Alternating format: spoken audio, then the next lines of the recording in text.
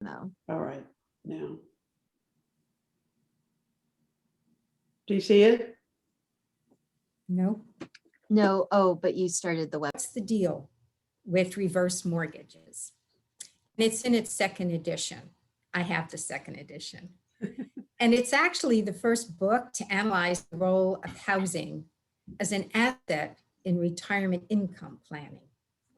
In 2012, Shelley co-founded the Funding Longevity Task Force, which is now known as the Academy of Home Equity in Financial Planning at the University of Illinois. Shelley also co-chairs the Housing Wealth and Retirement Symposium that was held in Washington, D.C. And in addition, as if she doesn't have enough going on, Shelley is tasked with incorporating reverse mortgages and the resources attached to them into the advisory arm of Mutual of Omaha. Mutual of Omaha Mortgage is a sponsor of NAFA and LECP. And Shelley also teaches a continuing ed course for financial professionals in the International Retirement Research Center, and will also be listed as a speaker for LECP. She directs the enterprise integration, try saying that 5 times quickly. So let me now move on to what Shelley is going to discuss today, which is women vulnerable in retirement, addressing the needs with housing wealth. Welcome, Shelley. Thank you so much, Carol, and welcome to all of our participants and attendees today. It's really a privilege to be here, and I've really enjoyed thinking about home equity and how it can help women in retirement. I've done a little bit of research in preparation for today's topic, and of course, it's no surprise to any of us. It turns out that retired women have special and sort of exaggerated needs when compared to men. And so the whole purpose of this is not to talk about men in any kind of negative way, so I hope nobody will take it that way, but just to sort of point out that there are really intrinsic reasons why your women clients have to be thought about maybe differently and handled maybe in a different way in your practice because of the reasons that make them so vulnerable in retirement in the future. So let's get started here, and let me see if I can get my screen to move. It's always a good beginning. So I'd first like to point out, Carol mentioned at the Academy for Home Equity and Financial Planning. So the second half of our presentation today is really going to be focusing on the housing asset. And I like to point out in these webinars that we do for advisors that the case studies and the research that you're going to be seeing are not something that the reverse mortgage industry, the mortgage lenders have cooked up. It's actually academic research that has been presented and researched by people in your field, such as you see there, Wade Pfau, Jamie Hopkins, Rita Ching, Dr. Barry Sachs, Dr. Dave Davison, and Sandra Timmerman, they're gerontologists. So our group is a group of actuaries, academicians, mathematicians, retirement income researchers. So all of the discussion that we're going to have today is based in the math and science of retirement income planning. So if you would be interested in learning more about our work, this is the website. And you can also send me an email if you'd like a bibliography, which is now pages long, of the actual academic underpinnings for what we're going to be talking about today. All right. So on to women, and this is probably something you've seen before, but I love her, Abigail Adams, who was married to John Adams, and love to quote her, which is in 1776 when the Continental Congress was trying to figure out how to separate from Great Britain. Abigail Adams had the prescience to say to her husband, "I desire you would remember the ladies and be more generous and favorable to them than your ancestors." So we're going to talk about, why there is this retirement income gender gap. And much of the research that we'll be pointing to today comes from the National Institute for Retirement Security. So they point out that women age 65 or older have a median household retirement income of $47,000. Only 83% of their male counterparts who live in households with a median retirement income of $57,000. So that's the initial problem, or the core problem, is that women come into the retirement with less in the way of assets to depend on. So why is that? Well, part of the reason why is that women earn roughly 80 cents on the dollar throughout their careers compared to men, and that reduces the amount that women can save for retirement. They're also, naturally, we know this, more likely to be widowed. And they live a long time. And so women live longer than men, which means that they have to stretch these fewer assets that they have, their retirement savings, over longer periods of time. And, that longevity potentiates all kinds of problems. If you're living a really long time, the chance that bad stuff is going to happen to you is just greater.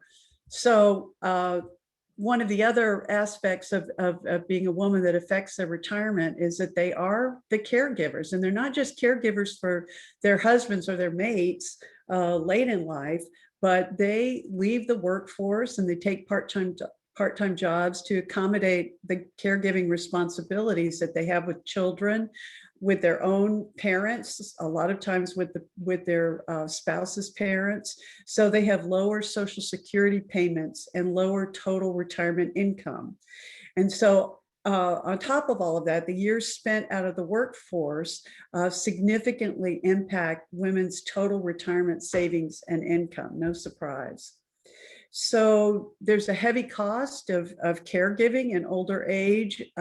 So female caregivers 50 or older have 58% less retirement wealth than non-caregivers, compared to 48% less for men. Late life divorce. Those of you in the planning world know that they have experienced it, that the fastest growing group of people who are getting divorced are people over the age of 65. So the divorce and timing of divorce can have an outsized impact on women's overall retirement assets. So the question is, if she's going to be widowed or she's going to be divorced, and she's been the caregiver, and who's going to provide care for her?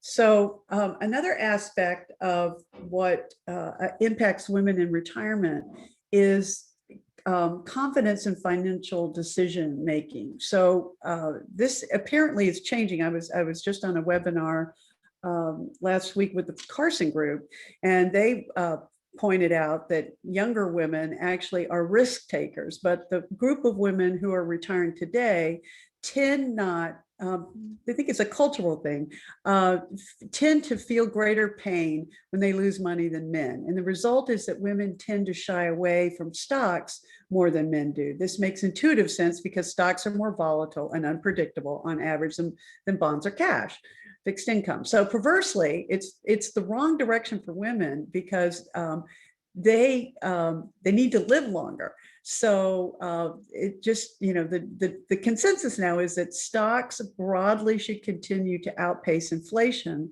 over long stretches of time versus bonds and cash. And inflation is such an enemy to all retirees, and especially corrosive, it's very well said here, especially corrosive to women due to their relative longevity. So again, there's that longevity that just accentuates whatever problems are at hand. But this is the one that I thought was really interesting, the pink tax. So I've heard of the pink tax in undeveloped countries, but I had never really thought about it in perspective with our own country. But it turns out that just being a woman is expensive. The costs of reproduction are borne by women. Here's something that was really frightening to me. Equivalent products actually cost more. It's a true pink tax. So if there is a razor, disposable razor that a man uses, and it's the exact same, but could be a different color often. I always go for pink myself on any kind of product. The cost of it is significantly more. So if this costs $1.50 for the men, it costs $2 for the women. So the pink tax has cost a 30-year-old woman more than $40,000. A woman in her 60s will cough up nearly $82,000 in fees that men don't have to pay. So currently there's no federal law prohibiting companies from charging different prices for identical items based on gender.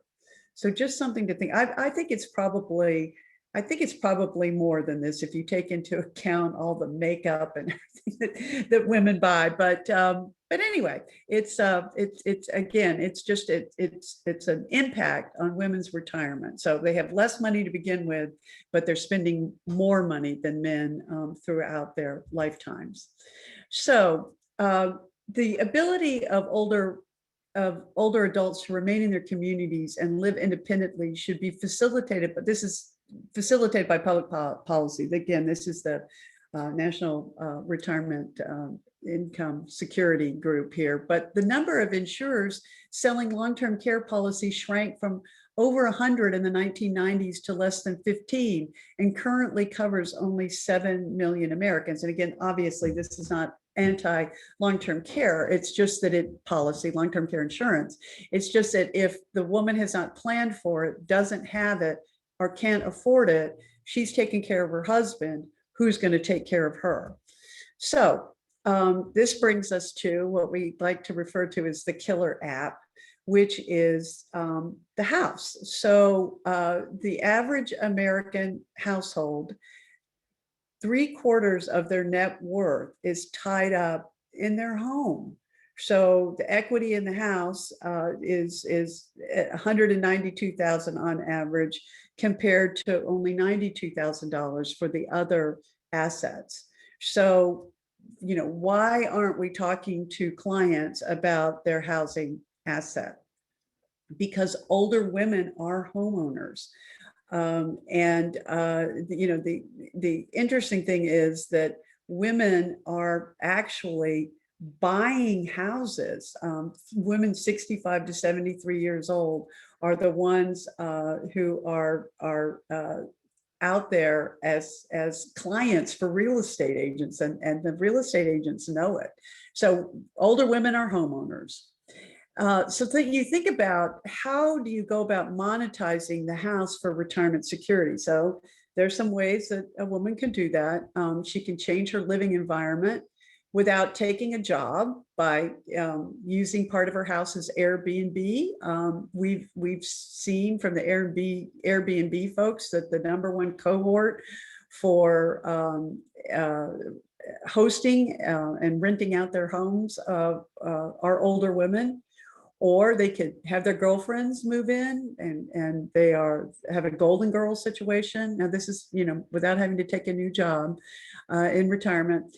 Or they could sell and move, or the #1 thing that everybody dreads, move in with the kids. Although there is evidence out there that these multi-generational households are becoming quite prevalent, more so than they have in prior decades.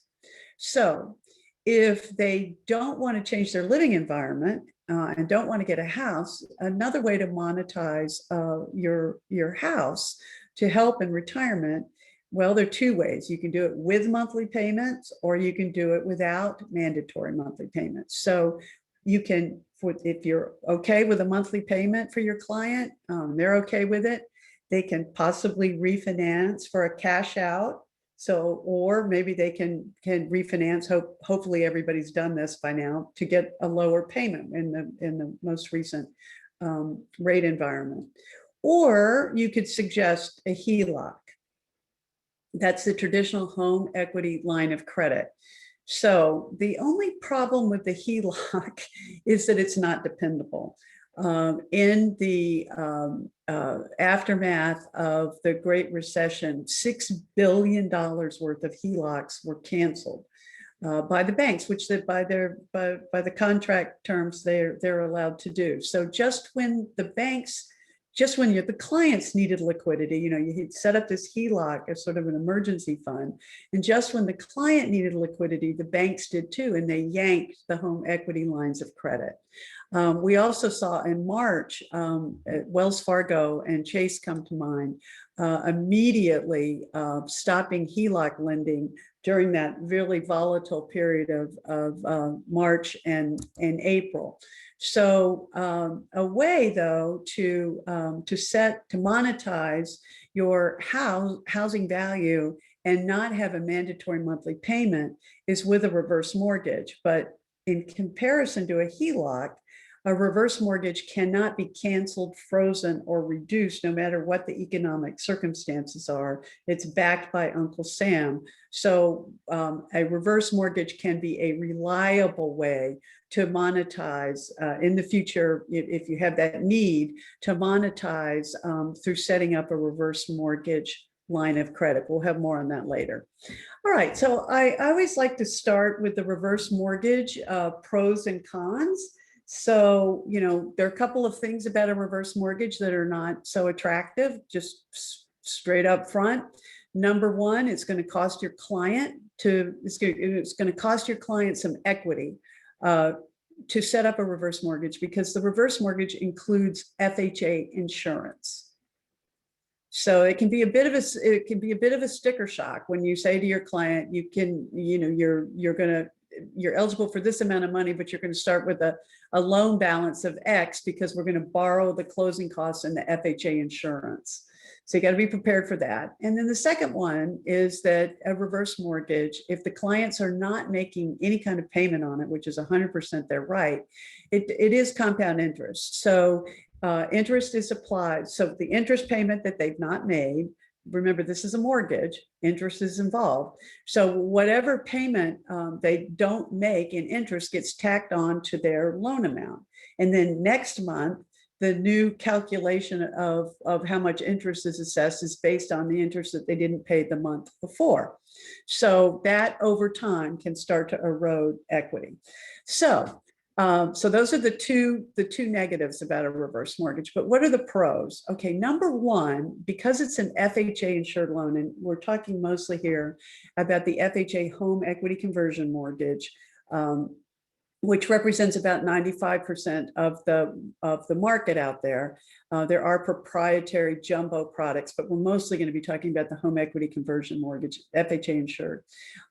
So the point of the FHA insurance is to make sure that either the client or his heirs don't have to pay back anything more than what the house is valued at the end of the loan.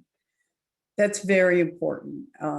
Who wants to take out a mortgage and then leave their kids with some kind of debt that is going to follow them in their life? So the reverse mortgage is a non-recourse loan, meaning the house pays the loan back, whatever the fair market value is, and neither the borrower or his estate are ever responsible for a penny more than that. All right, a second pro of the reverse mortgage is it's very flexible. In fact, you won't ever find honestly, a financial product that is as flexible as a home equity conversion mortgage. So the clients may choose to pay the interest. They can go ahead and pay the interest if they want to every month, and that way they can avoid the compound interest. They can make principal and interest payments if they want to while they're still working, say, and then stop doing it after they've retired. Or they can make no payments at all, or they can mix it up some years, which is what Dr. Wade Pfau recommends. In years when the portfolio is doing well, make payments on your reverse mortgage. But if the payments would put your portfolio under stress, don't make payments. So very, very flexible. Again, very important to note that a reverse mortgage, home equity conversion mortgage cannot be canceled, frozen, or reduced by the lender. It's always in effect. No foreclosure payment, no foreclosure is ever possible for missing payments. There's no risk of that because no payments are ever due until the last borrower dies, moves, or sells. And another aspect that is difficult for people to grasp, but is 100% the truth, and that is that in a reverse mortgage, your credit capacity grows with age. So as you age, you are either getting credit capacity in terms of a rising debt level, or if you don't have your reverse mortgage in the configuration where you've actually drawn on it, but you've left it in a line of credit, that line of credit is going to grow as you age. All right. So I think it's important to sort of understand really at the core what a reverse mortgage is before you start talking to your clients about it, because people have so many ideas. So in a traditional mortgage, you know, the 30-year loan was set up so that it was amortized in a way that you had level payments. And so then that made it a way so that people could actually afford to buy a house. So, but the percent of your monthly payment in the beginning is heavily weighted to the overall interest load of that 30-year mortgage. And so over time, as you make your payments, you know, a little bit more of your payment every month is dedicated to principal. So over time, with a reverse mortgage, with a regular mortgage, you do slowly build up equity. But in a reverse mortgage, it's because we're not asking anybody to make a payment on it, the house pays the loan back. So because of that, you are going to expect that the amount of money that they're able to borrow at the outset is not going to be 80 or 90% like on a traditional mortgage, but more like 45 up to 75%, again, based on their age. So, and why is that? Well, because if they borrow this amount and they're not making any payments, there has to be a cushion for that accumulating interest so that the expectation is that the house is going to pay the loan back. Now, if bad things happen and the value of that house is not enough to pay the loan back, that's where the FHA insurance comes in and makes it up. But that is the essential difference. So don't expect somebody with a $500,000 house to be able to borrow $400,000. It's going to be less than that. All right. So a reverse mortgage conceptually is both an insurance product, actuarial principles apply, and a mortgage. So it is a mortgage and the house actually provides the dollars, and the house serves as the sole collateral for paying the loan back. Remember, the reverse mortgage is non-recourse. So if the value of the loan exceeds the value of the house, the client and his estate are not responsible for that. But the amount of money that the client is eligible to borrow is going to be based on life expectancy tables, just like any sort of insurance product. You start thinking actuarial principles here. So if they are younger, they're not going to be able to borrow quite as much because the presumption is they'll be in the house for a longer period of time. The loan balance will be getting bigger and bigger if they're not making payments on it. But in general, you know, the expectation is the house is going to pay the loan back. You know, if they're older, they're going to be in the house for a shorter period of time, presumably. And so they can have access to more money at the outset. But again, if they leave that money in a line of credit, even if it's just a portion of it, they're going to get their growth in borrowing power as they age, all based on these actuarial principles. So both a mortgage and an insurance product. All right. And a reverse mortgage, a home equity conversion mortgage, the FHA product, is really a revolving credit product. So what do we mean by that? So let's look at a credit card, which is a revolving credit. So let's say you start with a credit limit of $10,000 and you spend $9,000. Your credit limit temporarily goes down to $1,000. But you get your payment back in of $9,000 and your credit limit is restored to $10,000. Let's say next month you borrow $8,000, your credit limit goes down to $2,000. You make your payment real fast, so there's no interest, and your credit limit is restored to $10,000. But at the end of the year, your credit limit is still $10,000. Well, if you do this sort of calculation with the home equity conversion mortgage line of credit, it actually grows. Remember, we said that the line of credit or the credit capacity that you have is going to grow as you age.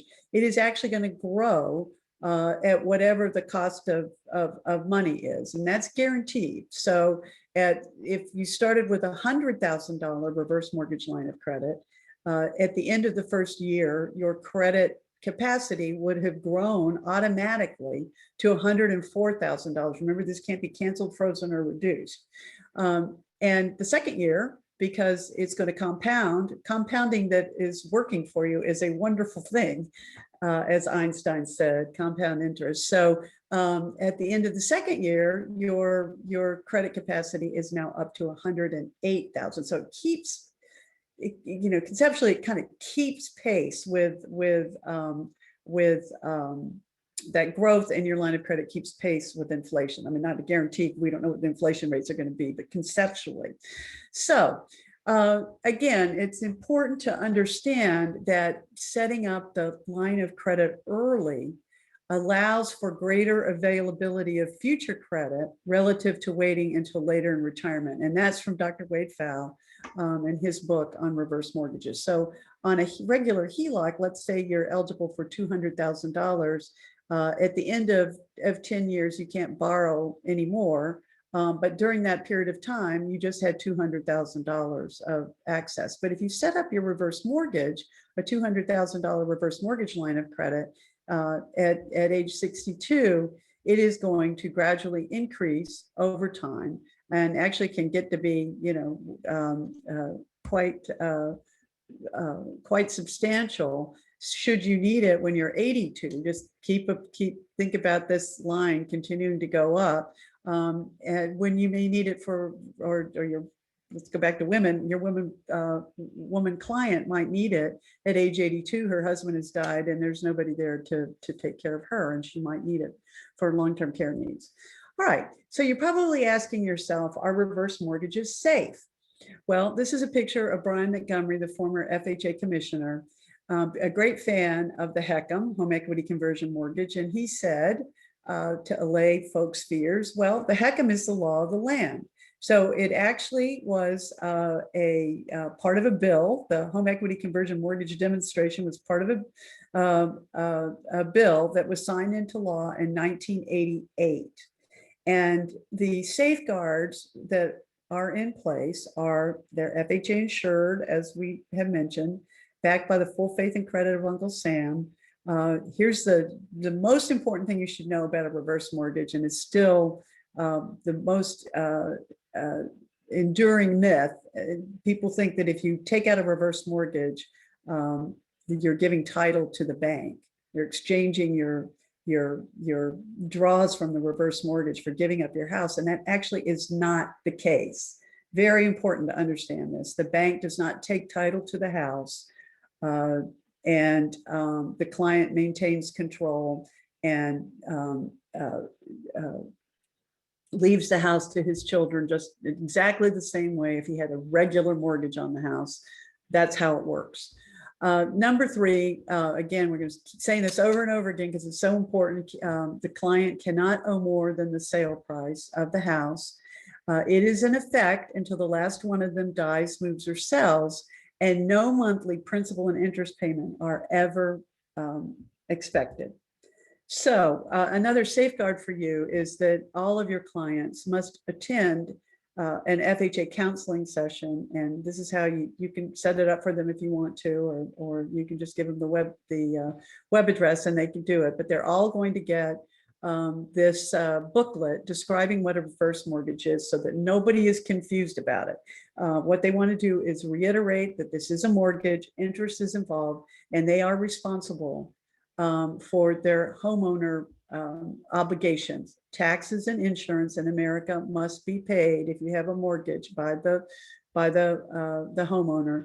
And if there are HOA fees, those are the obligation of the homeowner. And the house must be kept in reasonable shape. But the good thing is there's an FHA appraisal when they set up the reverse mortgage to make sure that the house is safe and functional. So everybody goes to counseling, so people cannot come back and say, oh, I didn't know what I was doing. They have a counseling certificate to demonstrate that they had every opportunity to ask every possible question about the reverse mortgage, and it was clearly designated a mortgage. All right. A lot of people like to take a picture of this. So if you've got your camera next to you, here are the 4 things that you have to have solid when you're talking to a client, because people are still so confused about what a reverse mortgage is. So this is from Dr. Fow's book, The 4 Nevers. So the first thing, which we've already talked about here, but the client never gives up title to the house. So the bank does not get the house. You're not exchanging the title of the house in return for a reverse mortgage. Never number 2, you can never owe more than the home's value. Neither the homeowner nor his estate is subject to a deficiency judgment. And here's the great thing. If there's any remaining equity beyond the loan balance, it belongs to the borrowers or his heirs. So let's say the house sells for $500,000 and the loan balance is $200,000. That extra $300,000, that remaining equity, belongs to the estate. The mortgage company does not come in and take an equity share. There were some reverse mortgages in the past that did that, and it's not part of the home equity conversion mortgage and has not been for decades now. Okay, never number 3, they can never be forced to move. Should the available credit be exhausted, the homeowner has the right to remain in the house. So even if they use all the money up, the lender can't kick them to the curb, which is what a lot of people think. And you never have to make a monthly payment on either the principal or the interest until the last borrower leaves the home permanently. And again, I just want to point out that there has been trouble in the past, although the HUD and FHA have created underwriting gates now, but there were borrowers in the past who were not able or were not willing to make their tax and insurance obligations, and that did in some cases cause foreclosure. But it's not because they didn't make their payment. And it's not because they've been in the house too long. It's because they did not accept, for whatever reason, the necessity of making sure that their taxes and insurance were up to date. Now, in certain circumstances, we can escrow for this, just depends. But in general, if you have a client for whom a reverse mortgage doesn't make sense, is not a sustainable option, they can't get a reverse mortgage, which is not going to be many of your clients, presumably. So, but I just wanted you to know that the consumer safeguards have been really shored up to protect those who really shouldn't have a reverse mortgage. Okay, how are the proceeds distributed? You can take it as a lump sum. That's most important way, most popular way of doing that is to pay off a current mortgage with a reverse mortgage, so you don't have those monthly principal and interest payments. You can take a 10-year payment, like your professor. That's annuitizing your upfront benefit and building in the growth and getting a guaranteed payment for as long as you're in the house. A term payment, let's say you need $12,000 a month for one of the members to be able to convalesce at home. And you can set that up for as long as the money lasts, or you can set it up as a line of credit that the lender cannot cancel, reduce, or freeze, or you can set these up as combinations. Again, very flexible. All right, so now we're going to talk a little bit about long-term care. And here's some research that was widely disseminated. describing the percentage of clients who were satisfied with their advisor versus percentage of respondents who were not satisfied with their clients in regard to long-term care. So the lesson was this is that the client didn't have to have long-term care insurance for the respondent to feel highly satisfied, but they did have to have some kind of a long-term care plan in place, some kind of understanding of what they were going to do if and when the need came on. So here is a decision tree that we worked with Carol with, actually, on using the home asset to fund long-term care. So at the top here, if the client can be written for long-term care insurance and they expect to remain in the home 5 years, they could possibly use a lump sum from the reverse mortgage on a single pay policy. And if they expect to remain in the home indefinitely, they could either do the lump sum or a 10-year, take a HECM in a 10-year so that they could do a continuous pay policy. Now, I do want to point out that with the 10-year payment, it's similar to an annuity, but it only lasts as long as the client is in the home. So, you need to evaluate what sort of payment schedule would make the most sense in putting your client in a long-term care insurance policy and using home equity to help that. But let's say the coverage is either denied or the client just simply, won't go for it, and they expect to remain in their home for 5 years. They can set up a self-funding pool of money there in that line of credit, and just recall that every month that line of credit is going to grow and compound in borrowing capacity. So it's sort of like a put on self-insuring. If they don't need it in the end, then it's money that is just equity, goes back to being equity in the house, so they don't lose there. So let's talk about self-funding for long-term care needs with a HECM. Again, remember the HECM line of credit is going to grow in borrowing power, and it just keeps up with what the interest rates are. So here's a regular HELOC. There's no growth in that. You'd have to reapply to the bank to get more access to your home equity. Excuse me. Take this back. And if the line of credit is growing at around today's rate, 4%, you can see how that just grows. If rates go up, that line of credit is going to grow, even more dramatically. So it's always there, waiting for your client should they need it. All right. So boomer divorce, we mentioned that before. The number one fastest growing group of people getting divorced are age 65, and you wonder, gosh, I put up with this long, now I'm going to get a divorce. I don't know the reason for this. If you know, I would be delighted to hear more about it. But here's kind of a classic situation. So Hugh and Julia were in their 60s. They've been married 40 years. 25 years in their family home, and there were 3 children still living in the area with grandchildren, and they like to celebrate their holidays in the family home, and we hear anecdotally all the time that the adult children are kind of ripped up if mom has to leave the home. So anyway, in the settlement, Julia gets the home. She has $100,000 in savings, and she has a little bit of Social Security and a small pension, but unfortunately this house had been subjected to serial refinances over the years, paying for the kids' college and whatnot. And so they still had a $300,000 mortgage with 20 years left. So the solution for Julia was to replace her current mortgage with a reverse mortgage.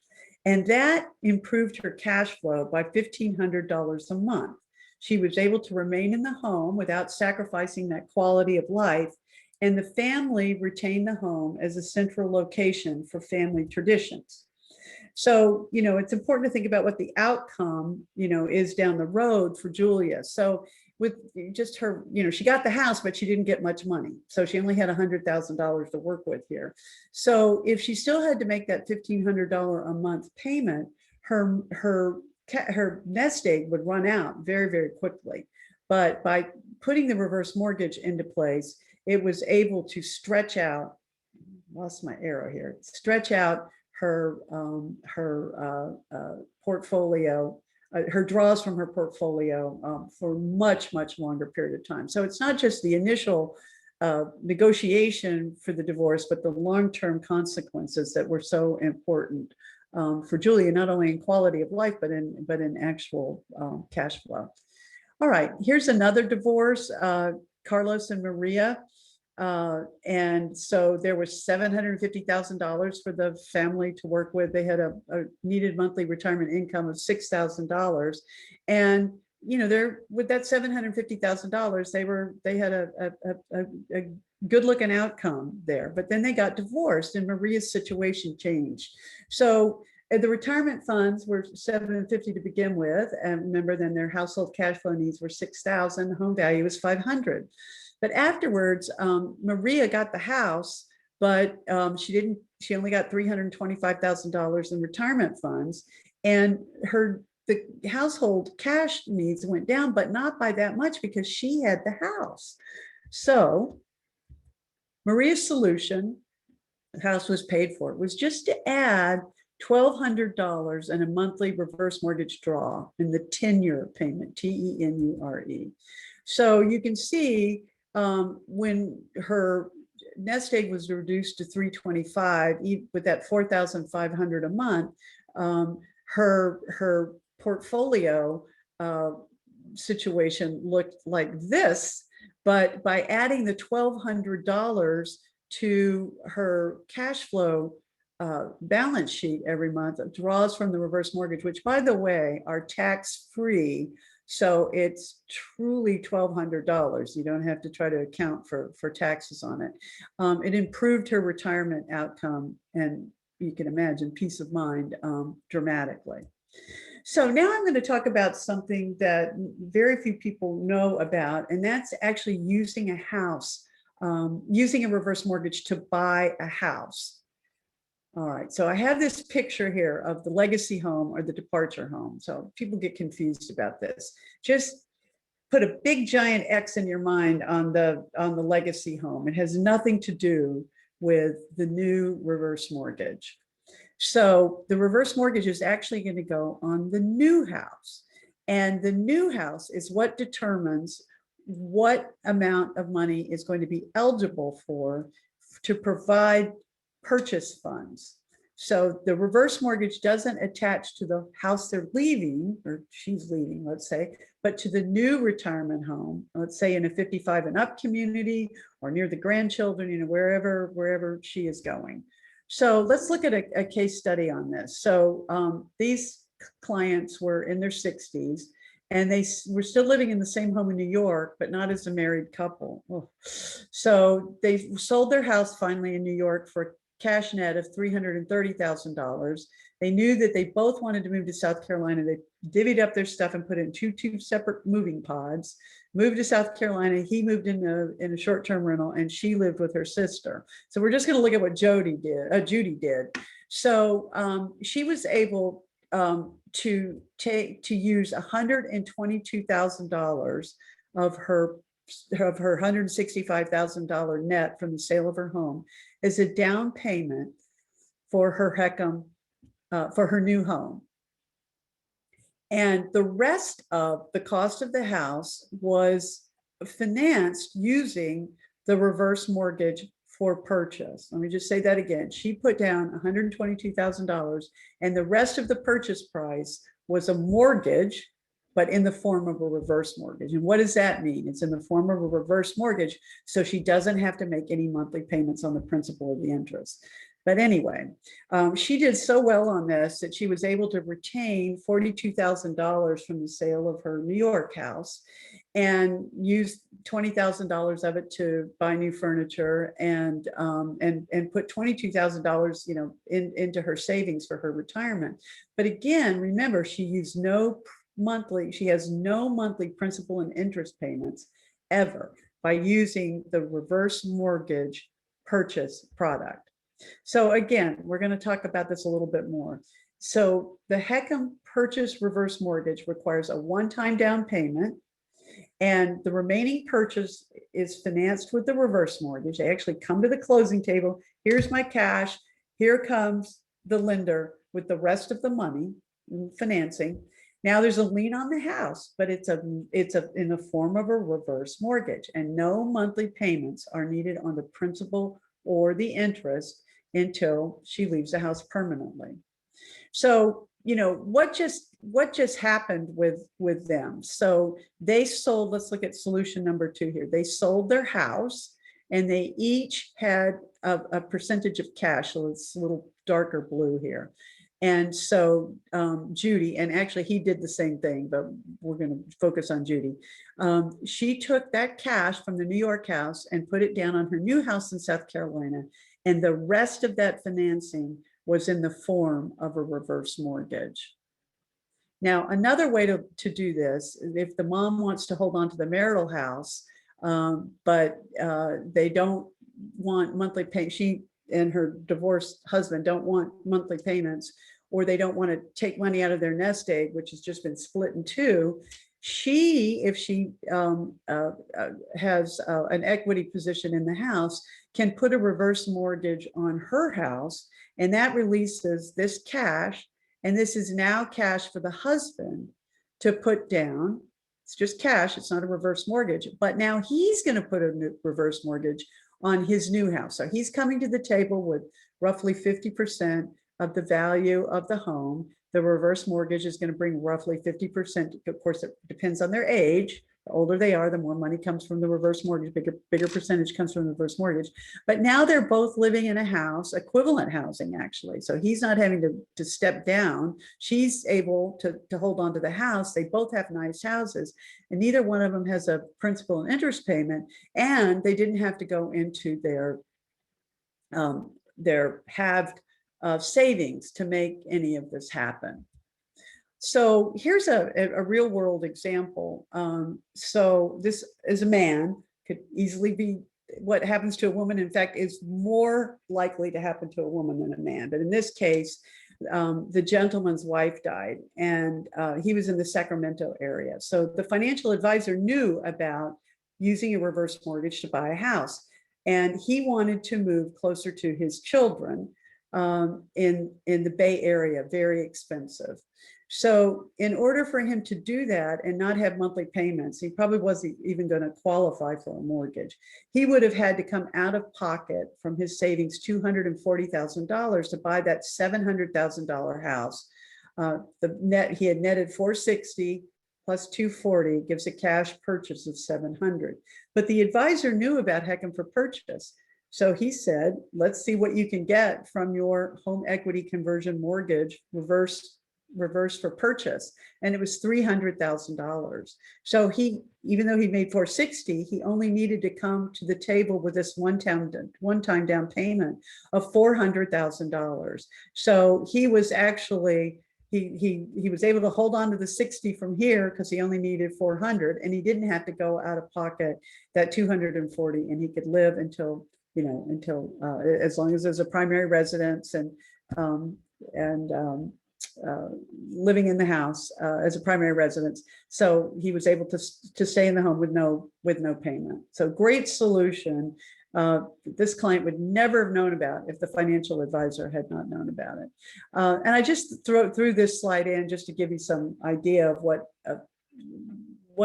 this outcome could look like in Money Guide Pro, for example. So in the first scenario where he comes out of pocket $240 to buy the $700,000 house, plus the $460 that he netted from his house, he has very little chance of having retirement success. But by leveraging the home equity conversion mortgage purchase product, and only having to use $300,000 of the $460 that he netted from his house, his situation improves dramatically. All right. maximizing Social Security, really important for women. They lose their husband's Social Security and it can be tough. So here's a case study. This woman was divorced, but it could be the same thing as being widowed. And she needed $87,000, Elizabeth, every year. She did have a pension. She had an IRA left of $500,000. But what she's going to do is augment her her overall wealth by using the reverse mortgage line of credit. In her case, it was $240,000. So she knows, because her advisor was a good one, that she needed to maximize her Social Security benefit. So what she did is she funded her gap in her spending needs from the $5,000 pension with the reverse mortgage, the $240,000, and that lasted for 6 years. And then she did have to start taking draws on her IRA, and see, it started to dip a little bit there for 2 years. But then at age 70, she gets the maximum benefit from her Social Security. And that then, adds to her cash flow and has an absolutely fantastic effect on her portfolio. So why did it work so well to fund this gap period with a reverse mortgage in order to delay or defer to get the highest Social Security benefit? Well, obviously, the reverse mortgage funded 6+ years of spending. And admittedly, she had more assets to spend. She had $240,000 cash flow from her home wealth, plus she has a $500,000 IRA.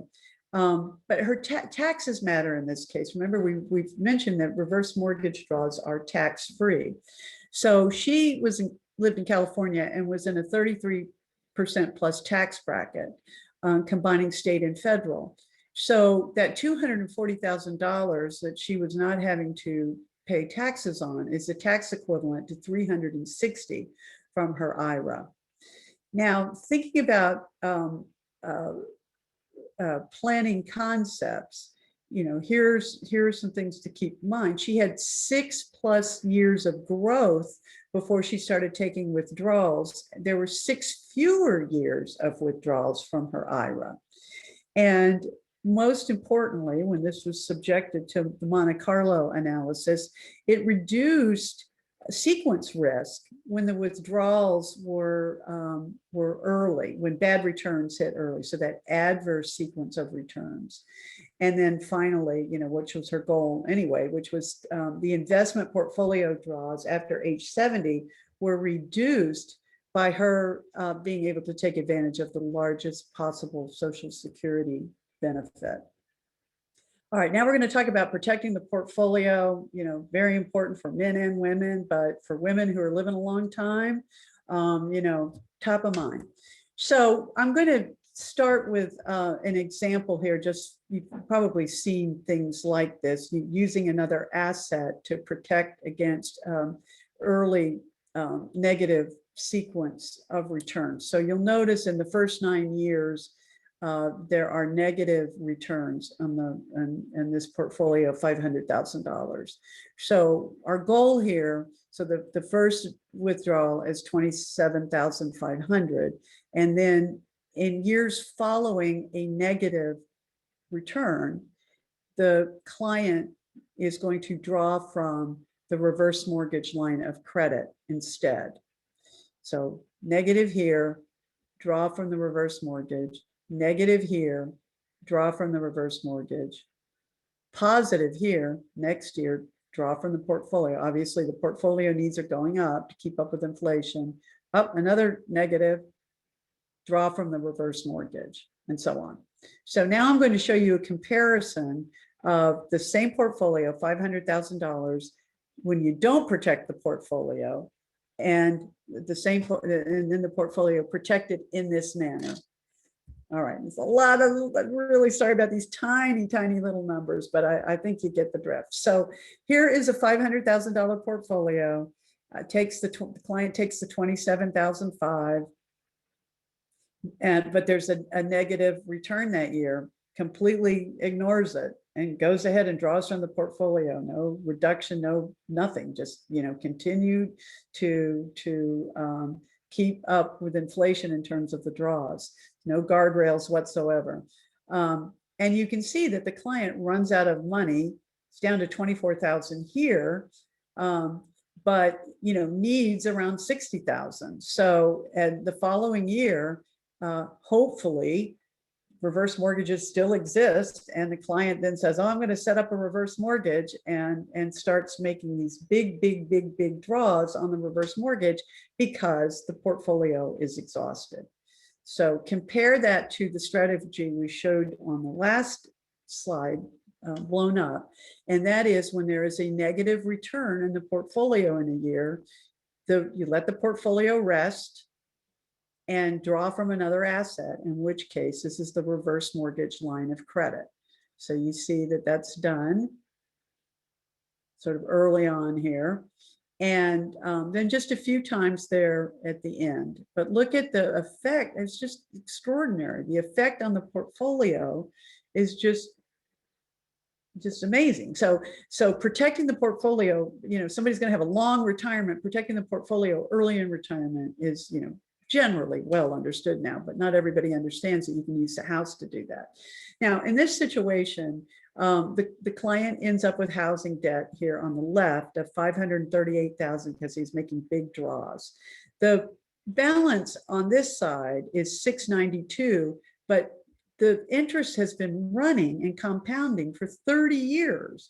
So if the client had wanted to reduce the compound interest load, I mean, they could have made payments on this if they wanted to, if they were even concerned about this. But what most people are concerned about, and what most kids want to inherit, is a great big portfolio that can be evenly and cleanly divided. So in this case, the portfolio is actually worth double what it was when it started out. So the swing here is actually $933,000 with the use of a reverse mortgage. Even though they've got housing debt, the estate is still 394 to the good. And without a reverse mortgage, it's all negative territory. And so giant swing there. So for women in particular who are going to be living a long time again, to be thinking about ways to protect against early adverse sequence of returns is something we know you're thinking about. All right, so the big three retirement challenges, accentuated for women: longevity, market turbulence, and unplanned for spending shocks. So I had this in pink here. I had to get pink in here somewhere. So the reverse mortgage line of credit, when you set it up, we've already talked about it as a way to avoid portfolio shock or inflation shock. You've got another asset there that you can use should inflation really accelerate. Divorce shock, widowhood, liquidity shock, just when you need money, the banks need the money too. So, why not have a sure thing set up as a home equity conversion mortgage shock absorber? Health shocks, that's going to happen to women. They're going to be by themselves and having to meet those health expenses. Housing value shock, we didn't really talk about it. We just sort of alluded to it, but with the reverse mortgage line of credit, no matter what the housing value is doing, that line of credit is going to grow independent of what the housing value is doing. It's hard to believe, but it's actually the absolute truth that the home equity conversion mortgage line of credit is going to grow in borrowing power month over month over month over month over month over month. All right, car repairs. That can be especially devastating to women, and the transportation costs for people in retirement are surprisingly high. I think it's number 3. Dental. We've had clients literally leave the closing table, setting up a reverse mortgage and go across the street to their dentist for 5, 10, 15, 20, even more $1,000 worth of dental insurance, not covered by Medicare. And hearing aids, $6,000, not covered by Medicare. So these are all things that you can't really plan for, specifically, but you can certainly plan for in terms of setting up that shock absorber in the home equity line of credit, home equity conversion mortgage line of credit. Yeah. All right, so I wanted to share this with you as well. So think about last March. The markets were going nuts there for a while. Luckily, they recovered, but nobody knew what was happening. We didn't know if COVID was going to be the equivalent of Ebola. Nobody knew anything. But the third week of March, we got at Mutual of Omaha this testimonial completely unsolicited, and I just want to read it to you. You may not remember me, but we did a HECM line of credit 7 years ago. In these unprecedented times of health and financial uncertainty, my line of credit, now grown to $540,000, provides me the comfort I might not otherwise experience. So I just ask you to think about clients of yours, particularly the women. They still may be married, but chances are they're going to outlive their husbands. If you set up a line of credit for them today and just had it there waiting for them, should something either cosmically upsetting like a pandemic or something personally disruptive in their lives, you've prepared them for being able to use their housing wealth to sort of ease their potential challenges in retirement. So I would like to invite you to visit us at mutualreverse.com. There's my email address down there, my phone number, if I can help you in any way. We've got various calculators to demonstrate, first of all, how much is your client eligible for a reverse mortgage initially, and then little demonstration calculators, what the portfolio would look like with or without a mortgage payment, or with or without a HECM monthly draw. Here's the HECM for purchase calculator. You can figure out exactly how much your client would need to put down and how much is going to come from the reverse mortgage. And then we've got some, just as a benefit to use, some Social Security calculators. Some of them aren't that easy to find. Also, a video on sequence of returns risk. Starts out very simple. You learn in kindergarten, you want to buy low, sell high, and sometimes in retirement you can't do that. And so it's elementary, but it builds and explains. And if you want to do a Zoom call with a client about sequence of returns risk, it's a good jumping off part. There's our sales management map for Mutual of Omaha, should you be interested. And I just would like to end with a little note about I don't know, women, girls, because I am one. And my daughter, one of my daughters, who in the 7th grade made the JV field hockey team. And it was a big, big deal. So,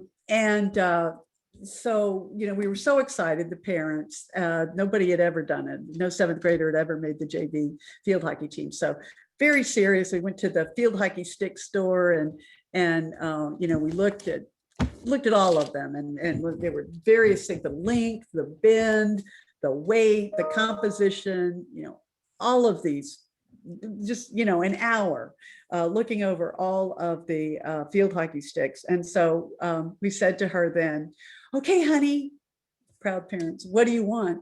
And she said, "I'll take the pink one." It was so adorable. And so I just leave you with that. Men and women are a little bit different. Women, God bless us, take care of the families, and may need a little bit of extra care from you to make sure that they have a secure retirement. So that's all I've got. Well, that was plenty, Shelley. Really, it was plenty. I was taking notes. I'm sure others were. We did have some questions about the pink tax, and I did write in the address that you put, that X, that's pink Axe tax. the pink tax. Yes, We hope yes. that the study is available there. But I think a lot of people, especially advisors, you just gave so many good ideas. I think so many people, when facing divorce, women just think they're going to be displaced. I think it's their first thought. And now you've showed us that we can say to them, no, that's not necessarily the case. And here is one of your options, which I don't think enough of us are familiar with. The same for the men. I think that some of them are displaced, but I think for a woman who often looks at the home as her nest, it's traumatic. And just all of the different ways that you pointed out that they could approach this, that they could make sure that they would have the income to manage in retirement. It was so chock full of ideas. I'm glad we recorded it because I think quite a few people are going to want to go back, including me, and pick up some of the other ideas that you put in there. So on behalf of NAFA, we thank you. You're being asked again for the address for the pink tax article. Oh, it's, you want your, oh, let me see, let me go back to that slide. I think it's Axe the tax, but let me see here. 1 second. Yeah, the actual question Tax, was, right here. Yeah, it's yeah, axethepinktax.com. right. So thank you for that. Obviously, we have some real interest there as well. But on behalf of NAFA and on behalf of LECP specifically, we want to thank you for zoning in on so many good ideas that are so helpful to women and to really feel that they are empowered by having advisors who really understand that there are lots of options. Right. So thanks everyone Well, for thank you for the attending. opportunity. I really enjoyed it. Thank you, Our Carol. pleasure. All righty. Thank you, everyone. Goodbye Bye-bye. now.